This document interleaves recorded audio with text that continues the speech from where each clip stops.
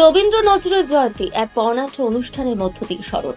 রবিবাসরের সন্ধ্যায় কলকাতা পৌরসভার মেয়র পরিষদ সদস্য তথা 56 নম্বর ওয়ার্ডের পৌর প্রতিনিধি এবং কলকাতা উত্তর কলকাতার INTTUCর সভাপতি ও উত্তর কলকাতা কোর কমিটির সদস্য স্বপন সমাদ্দার মহাশয়ের উদ্যোগে হয়ে গেল রবীন্দ্র নজরুল সন্ধ্যা। এই অনুষ্ঠানের মূল উদ্দেশ্য ছিল বিশ্বকবি রবীন্দ্রনাথ ঠাকুর এবং বিদ্রোহী কবি কাজী নজরুল ইসলামকে সশ্রদ্ধ চিত্তে স্মরণ করা। অনুষ্ঠানের শুরুতেই স্বপন সমাদ্দার স্বয়ং বিশ্বকবি রবীন্দ্রনাথ ঠাকুর এবং কাজী নজরুল ইসলামের প্রতিকৃতিতে মাল্যদান করেন। এরপর তাদের কালজয়ী সৃষ্টির প্রতি শ্রদ্ধা নিবেদন করে অনুষ্ঠানের সূচনা হয়। এই রবীন্দ্র নজরুল জয়ন্তীর অনুষ্ঠানে উপস্থিত নৃত্যশিল্পীরা তাদের মনোমুগ্ধকর নৃত্য পরিবেশন করে এলাকাবাসীর মন জয় করে নেন। একই সঙ্গে সুমধুর কণ্ঠের গায়করা তাদের গান পরিবেশন করে এলাকার জনগণের মধ্যে বিশ্বকবি রবীন্দ্রনাথ ঠাকুর এবং বিদ্রোহী কবি কাজী নজরুল ইসলামের অবদানকে হৃদয়গ্রাহীভাবে তুলে ধরে, যা উপস্থিত সকলের মনে গভীর প্রভাব ফেলে। অনুষ্ঠানের শেষ পর্যায়ে এলাকাবাসীরা এই সাফল্যমণ্ডিত অনুষ্ঠানের আয়োজনের জন্য স্বপন সমাদ্দার মহাশয়কে আন্তরিক ধন্যবাদ জানান।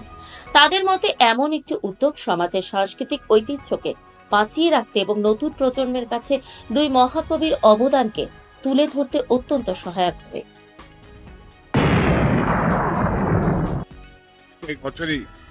এই রবীন্দ্র নজরুল সন্ধ্যার আয়োজন এবছর তার ব্যতিক্রম নেই, এবছর আয়োজন করছি।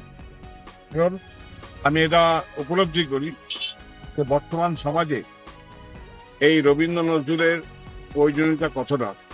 সবাই যখন ধর্ম নিয়ে বিভেদ সৃষ্টি করে তখন রবীন্দ্রনাথ নজরুলকে জানলে বোঝা যায় যে ধর্মটা কি ধর্ম নিয়ে বিভেদ সৃষ্টি করা ঠিক নয়।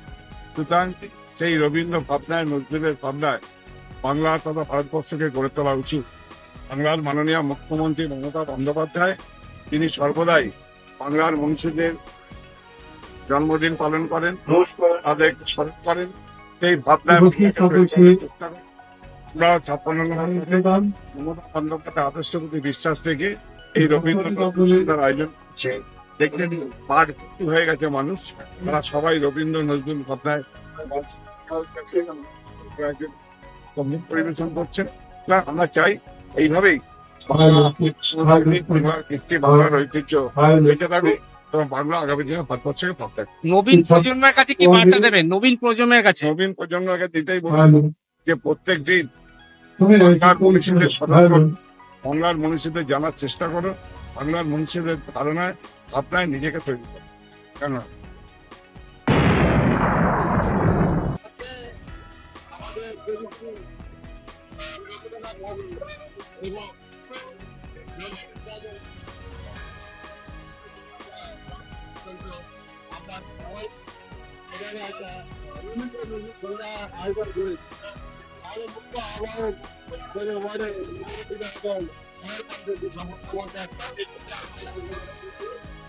সুন্দর একটা প্রোগ্রাম করতে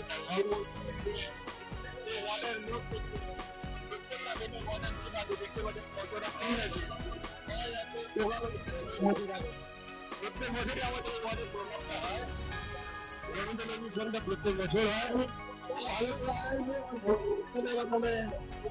আমাদের এখানে আদিত্য আনা হয়, সবাই মিলে আমরা এই সন্ধ্যাটাকে সব জাগরণ করে বলি। ওনার কাছে আমাদের যেটা আবর যিনি আছেন আমাদের পৌরপিতা, সেই সমস্ত আমাদের নেত্রী আমাদের মনে এত সুন্দর একটা ভালো একটা মানুষ আমাদের এখানে পৌরপিতা হিসেবে করে পাঠিয়েছে। আজকে আমরা খুব খুশি এই কারণে যে একটা ভালো লোককে পেয়ে ওয়ার্ডটা কি সুন্দর ভাবে চালানো যেতে পারে সেটা।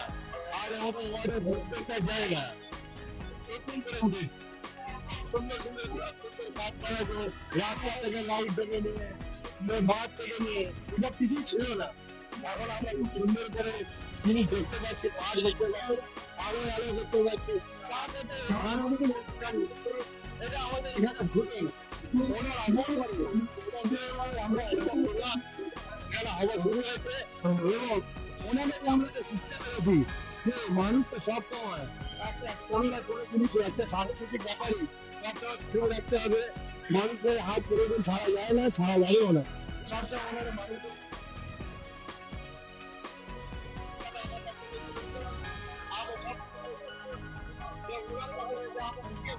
সেটাকে ধ্যানে রেখে পরবর্তীকালে আমরা এইভাবে এগিয়ে যেতে পারি।